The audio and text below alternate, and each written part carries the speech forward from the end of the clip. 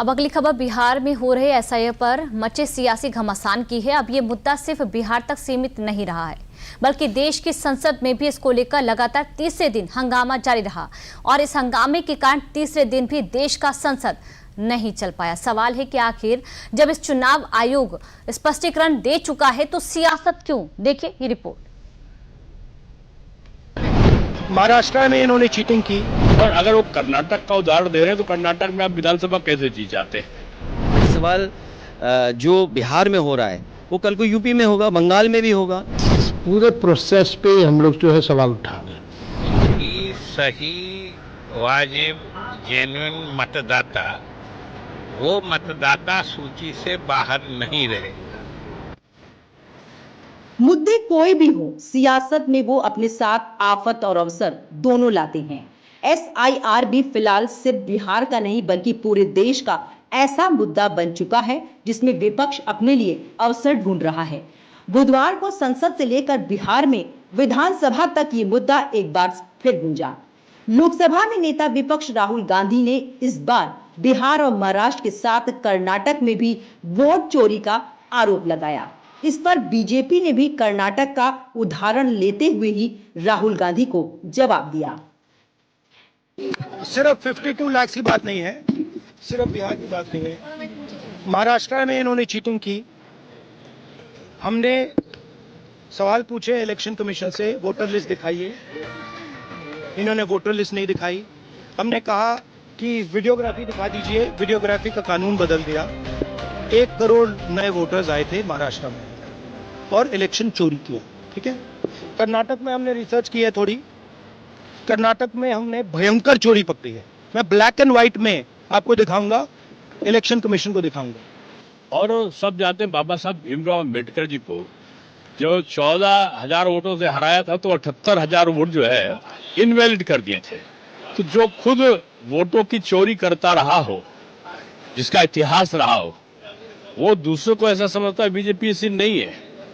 और अगर वो कर्नाटक का उदाहरण दे रहे हैं तो कर्नाटक में आप विधानसभा कैसे जीत जाते हैं? आप विधानसभा जीते हो, आपके जो कर्म कुकर्म थे उनके कारण आपको लोकसभा में आपको उतनी सफलता नहीं मिली। और आप खुद सोचिए, देखो लगातार 3 बार जो हार का हैट्रिक आजमा चुके हो जो लोग, वो हार के कारणों का अपना विश्लेषण नहीं करते, वो नए नए कारण ढूंढ लेते हैं। चुनाव आयोग की जो एसआईआर प्रक्रिया मात्र बिहार की सियासत में गूंज रही थी, विपक्ष ने उसे पूरे देश का मुद्दा बनाने की कोशिश की है। बिहार की प्रक्रिया को मोहरा बनाकर अखिलेश यादव दूसरे राज्यों में भी लागू होने का दावा कर रहे हैं, लेकिन बीजेपी चुनाव आयोग का पक्ष लेते हुए बार बार इसे आम प्रक्रिया करार दे रही है। तक सवाल जो बिहार में हो रहा है वो कल को यूपी में होगा, बंगाल में भी होगा, क्योंकि बीजेपी जानती है कि जनता के बीच में महंगाई, बेरोजगारी के सवाल पर उनके पास जवाब नहीं है। जो भ्रष्टाचार है, आप कल्पना नहीं कर सकते भ्रष्टाचार कितना है, तो उसका जवाब क्या है उनके पास, इसीलिए उलझा के रखते हैं। देखिए, ये लोग गलत बयानी कर रहे हैं। मात्र इतनी बात है कि वोटर जो फर्जी हैं उनको वोटर लिस्ट से हटाना है। इसमें सहयोग करने की जगह ये उसका विरोध कर रहे हैं। पूरा बिहार, पूरा देश का हर राज्य आज इसी बात से जूझ रहा है कि फर्जी वोटर्स बन गए, इलीगल घुसपैठिए आए हैं देश में। किस गांव में रहते हैं, किस कस्बे में रहते हैं, कब से रहते हैं, इतनी बात देने पे इतना हंगामा हो रहा है।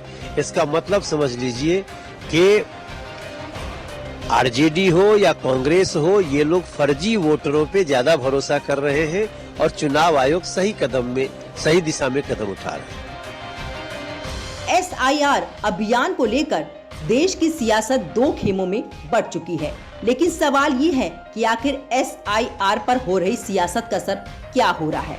क्या वाकई में वोटरों के साथ गलत हो रहा है या फिर इससे चुनाव के दौरान फर्जी पड़ने वाले वोटों से छुटकारा मिल जाएगा? अब इसको समझने के लिए आप चुनाव आयोग की तरफ से बिहार में चल रहे एसआईआर अभियान को लेकर बुधवार को जारी किए गए आंकड़े देखिए। एसआईआर को लेकर 23 जुलाई तक के आंकड़े। 23 जुलाई तक के सामने आए तथ्य के मुताबिक एसआईआर में 98.01% मतदाताओं को कवर किया गया। इसमें 20 लाख मृतक मतदाताओं की सूचना दी गई। 28 लाख स्थायी रूप से पलायन करने वाले मतदाताओं की सूचना दी गई। 7 लाख मतदाता एक से ज्यादा स्थानों पर नामांकित पाए गए। 1 लाख मतदाताओं का पता नहीं चल सका। 15 लाख मतदाता फॉर्म वापस नहीं किए गए। 7,17,00,000 मतदाता यानी करीब 90.89% फॉर्म प्राप्त हुए और डिजिटल किए गए। चुनाव आयोग के आंकड़ों के मुताबिक जिस बिहार में करीब 7 करोड़ वोटर हैं, सोचिए वहां के करीब 56 लाख वोटर्स के बारे में सही चीजें स्पष्ट ही नहीं हो पाई हैं। अब विपक्ष इन्हीं वोटर्स को डिफेंड कर रहा है, जबकि सत्ता पक्ष इसको लेकर विपक्ष पर सवाल उठा रहा है।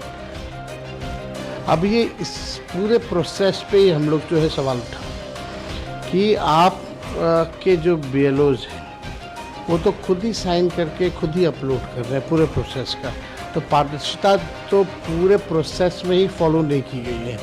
ये केवल अचीवमेंट के तौर पे और सुप्रीम कोर्ट में एक आंकड़ा बताने के लिए कि हमने 96%, 98% जो है कर लिया है, ये केवल उसकी औपचारिकता जो है वो पूरी की जा रही है। बहुत लोगों के पास जो है डॉक्यूमेंट नहीं है, तो कुछ स्पेसिफाई तो किया नहीं गया है कि कौन से लोग ने क्या डॉक्यूमेंट किया है, कितने लोगों के पास नहीं है, उनका क्या हो गया। 90% से अधिक लोगों ने अपने मतदाता होने का पुनर्नवीकरण के लिए ऑलरेडी फॉर्म जमा कर चुके हैं।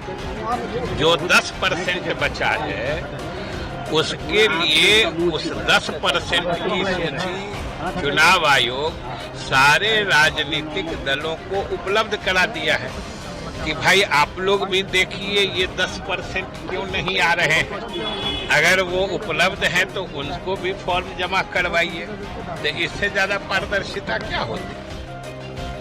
सत्ता पक्ष का कहना है कि बाकी जो 10% वोटर्स की स्थिति साफ नहीं हो पाई है, उनकी जानकारी भी सभी पार्टियों को उपलब्ध करा दी गई है।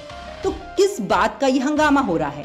इन्हीं आरोप और प्रत्यारोप के चलते संसद का मानसून सत्र तीसरे दिन भी हंगामे की भेंट चढ़ गया।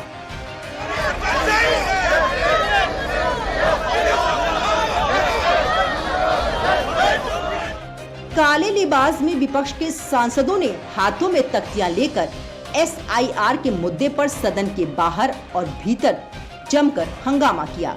इस दौरान लोकसभा अध्यक्ष ओम बिरला ने विपक्षी सांसदों से सदन की मर्यादा बरकरार रखने का आग्रह भी किया। बावजूद इसके जब सांसदों ने हंगामा बंद नहीं किया तो कार्यवाही को 12 बजे तक के लिए स्थगित करना पड़ा।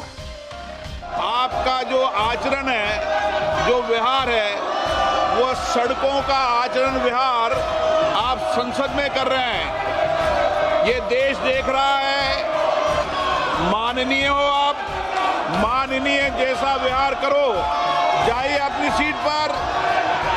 सदन की कार्रवाई आज 12 बजे तक के लिए स्थगित की जाती है। वहीं 12 बजे सदन की कार्यवाही दोबारा शुरू होने पर भी दोनों सदनों में विपक्ष का हंगामा जारी रहा, जिसके चलते सदन को गुरुवार 11 बजे तक के लिए स्थगित कर दिया गया। वहीं दोनों सदनों में हो रहे हंगामे के बीच बिजनेस एडवाइजरी कमेटी की बैठक में ऑपरेशन सिंदूर पर चर्चा की तारीख और समय फिक्स हो गया। ऑपरेशन सिंदूर पर चर्चा का समय फिक्स। ऑपरेशन सिंदूर पर चर्चा की शुरुआत सोमवार यानी 28 जुलाई को लोकसभा से होगी। राज्यसभा में मंगलवार 29 जुलाई को ऑपरेशन सिंदूर पर चर्चा होगी। संसद के दोनों ही सदनों में ऑपरेशन सिंदूर पर महाबहस के लिए 16 घंटे का समय निर्धारित किया गया है। BAC की मीटिंग में विपक्षी दलों ने अन्य मुद्दों पर किसी भी नियम के तहत शॉर्ट ड्यूरेशन डिस्कशन की मांग की है। फिलहाल मानसून सत्र का तीसरा दिन भी SIR पर सियासी हंगामे की भेंट चढ़ गया, लेकिन अब जब सरकार ने विपक्ष की मांग पर मुहर लगाते हुए ऑपरेशन सिंदूर पर चर्चा का दिन और समय फिक्स कर दिया है, ऐसे में गुरुवार को ये देखना होगा कि सदन चलता है या एक बार फिर हंगामे की भेंट चढ़ता है। न्यूज़ 360 में बढ़ते हैं अब अगली खबर